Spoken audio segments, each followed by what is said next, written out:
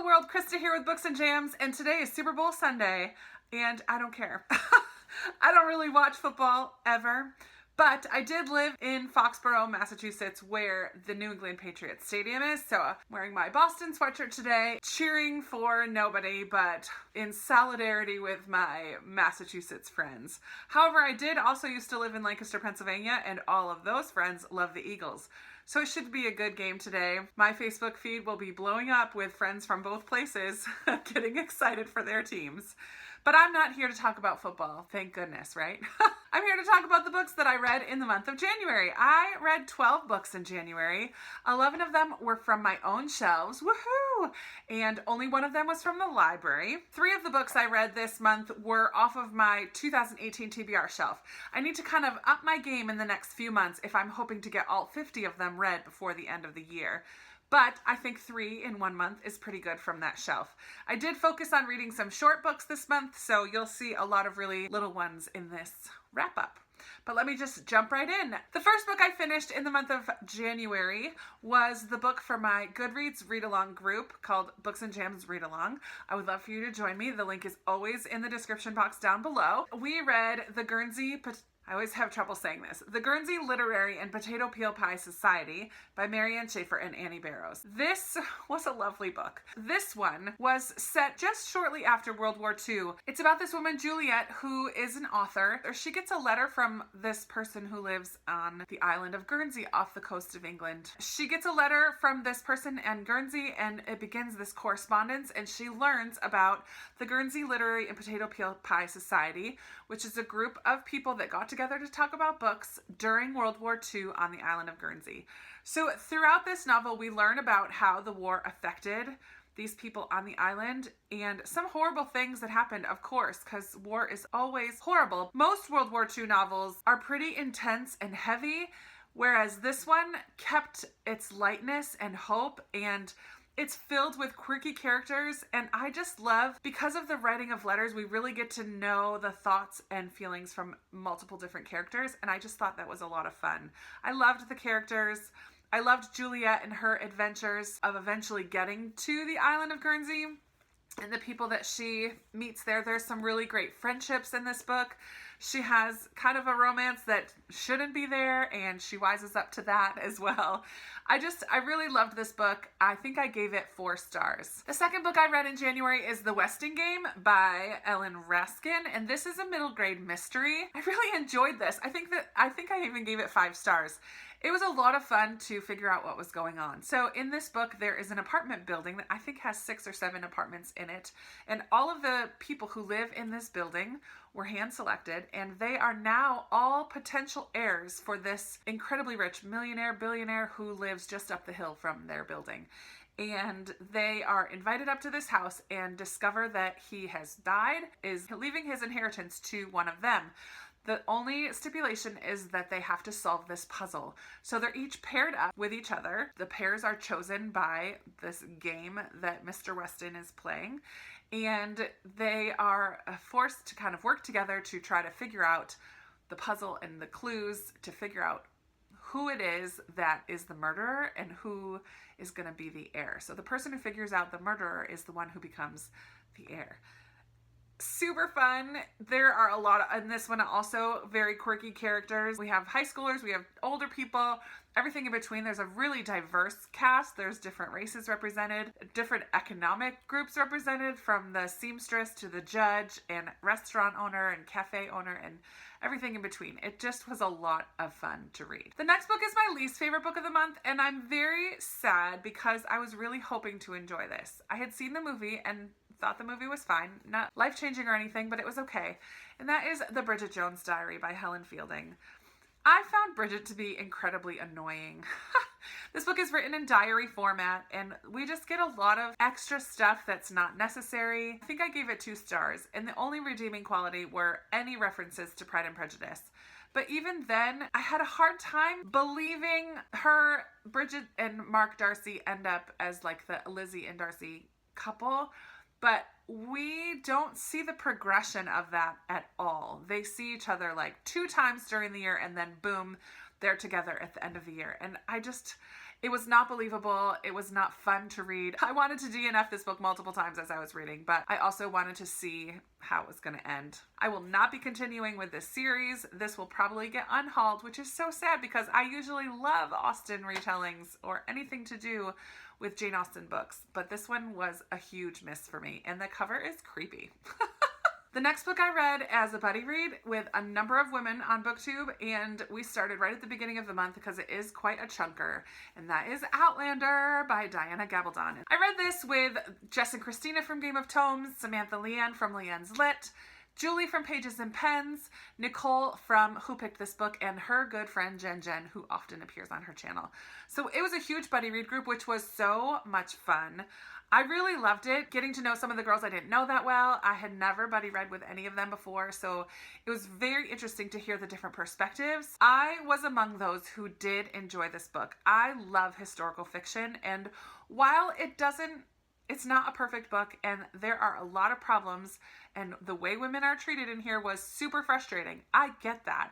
However, I just really enjoyed learning about the Scottish history and the Highlanders and the way the clans worked, and especially Jamie and Claire's relationship. So I really had a lot of fun reading this book with the girls. There were, again, things that I didn't like about it, but there were definitely things that I did like. So it was a middle of the road book for me. I gave it 3 stars. One thing that I did find particularly annoying doesn't have to do with the way women are treated, and that is why some of the girls in the group DNF'd the book, and that's fine, I get it. But the thing that bothered me right from the beginning is that this is written from Claire's perspective. It's from her point of view, first person point of view from Claire's perspective. And we don't get enough into her thought processes. We get a lot of observation. We get a lot of what she sees going on around her, but I found it very lacking in her feelings and emotions. And that was frustrating because I'm sure you know the story, but she travels back in time very early in the book. And we don't get a lot of her confusion and frustration and what's going on. We get a little bit of it, just a taste, but I feel like it didn't do her justice. After I finished this book, I borrowed season 1 of the show from my library and binge watched the whole thing in one weekend. Yeah, I didn't get up. I mean, I had a little bit of a book hangover anyway because it was just such a big book. So it was really nice to take a break from reading and watch oodles and oodles of TV and get the whole thing visually after having read it. It was really cool. So I do plan on reading on in the series. I think there are 7 books in the series, but I am not rushing right out to jump into it now. But eventually I have book 2, so I will hopefully later this year jump into book 2, but it might be a while. We'll see. After reading such a big book, I went to the smallest book on my shelves and read The Grownup by Gillian Flynn. I would not recommend this book because of the content. However, it was strange and disturbing and a very quick read. It was just a very weird read. I think it's only about 60 pages, so I'm not going to really even tell you anything about it, but it was disturbing and strange, and if you like most of the things that I read on my channel, this is probably not the book for you, but if you're into more horror and thriller than what I read, you may enjoy this. It's well written. It was surprising, but it was not my favorite. I am a part of a blogger program from Bethany House, which is a Christian publishing company, and they sent me a song Unheard. I asked for this one and received it, and it's by Roseanna White. And I love books that have music in them because I am slightly musical. This is a Christian fiction. It's actually the 2nd book in a series, but I read this and didn't feel like I was missing out on the first book. This book is set during World War I, and it's about Willa Forsythe, who is a pickpocket. She is part of this family of pickpocketers who are actually a found family. They're all children who had been abandoned or orphaned, and they kind of find each other in the streets of London and have come together to create this family. Well, Willa is one of the older children in this family, and she is tasked one day to go undercover as a gentlewoman and travel to Wales, where she is to steal something from the lead violinist in this symphony that's created by Belgian refugees. So this is right after the Germans had bombed and destroyed a lot of Belgium, and this symphony is created by Belgian musicians who are raising money to send back to their family and friends back in Belgium. So she is to go and to find out this code, this cipher key from this man whose father was a renowned mathematician. Turns out, though, that she is also a violin virtuoso. She finds a thrown away violin on the streets of London and discovers that she has this genius gift where she can just play anything that she hears. Of course, her and this man Lucas strike up a friendship and possibly romance, and things get a little more difficult than just stealing from him. I really loved this book. It's also a Christian fiction, so throughout all of this, both Lucas and Willa have to fight their own personal demons and have a come to Jesus moment, which I really enjoyed. I know that's not for everybody, but I really did enjoy it. I appreciated that the way Willa discovers the truth and the reality of who God is. She has a lot of anger about her past, but God speaks to her through music, which I think is really interesting, because music, I always say, is a heart language for me as well. I think that the deepest parts of my heart can relate well to music. I really enjoyed this book, and I am thrilled that I received it from Bethany House. Thank you, thank you, thank you. And I would recommend it to any of you who enjoy Christian fiction, who enjoy historical fiction set during World War I. It was a really good one. The last 6 are the books that I read during the 24 in 48 readathon, which was a very successful weekend for me. I didn't quite get 24 hours, but I did read 6 books. So that was very exciting. The first of those is probably my favorite book that I read in the month of January, and that's Everything I Never Told You by Celeste Ng. This book broke my heart in a lot of ways. In this book, we follow a Chinese American family, and we learn right at the very beginning that the middle daughter dies. So there's this whole mystery throughout the book of what happened to her, how did she die, why did she have to die. But we meet the father, who is Chinese American, and the mother is very blonde, blue-eyed, and their children who are of mixed race. The father grew up wanting to blend in as much as possible, always feeling like he stood out and wanting to blend in, and he wants that for his children. The mother, on the other hand, grew up as a brilliant scientist and wanted to go into that field, but then ended up getting married instead. And she just wanted to stand out. She wanted to be unique and be her own person. Both of them had these huge expectations and heavy burdens that they were putting, especially on the middle daughter, Lydia. And I never quite figured out why it was Lydia that was the brunt of these just heavy expectations from her parents. Nathan, the older son, did very well in school, but for some reason seemed to be overlooked. And the youngest daughter, Hannah, was kind of a surprise and also felt very overlooked by the rest of the family. But she really was the one who observed the most. Anyways, each of the people in this family had secrets, things that they weren't sharing with each other. And it was very sad. Man, I've walked through a lot of grief in my family, and I have a lot of siblings, and there's no handbook that you get when you're grieving of how to do it properly. And often you can look back and think, man, I wish I did this differently. And I bet this family would look back on this time and wish that they had done things differently. I really just wanted to sit them all together and make them have a conversation with each other.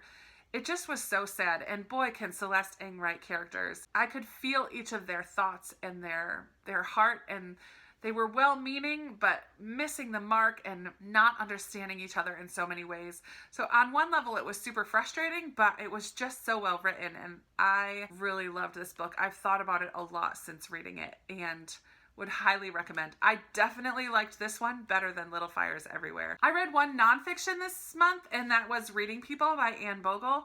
And this is a wonderful introduction to personality frameworks.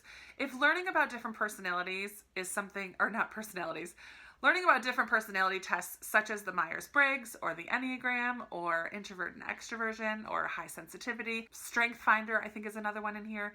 If learning about those is of interest to you, this would be a great place to start. It takes an overview of each of those different frameworks and gives you a glimpse into what all the different words mean and how the tests are run and what they say about you as a person. It doesn't really have anything to do with reading. It's about reading people and understanding yourself and understanding other people. So it was super interesting, relatively quick read. Again, I just read it within that 24 and 48. It would be a great place to start if you were interested in learning more about personality types. I also read The House on Mango Street by Sandra Cisneros, and this is not a book that I enjoyed.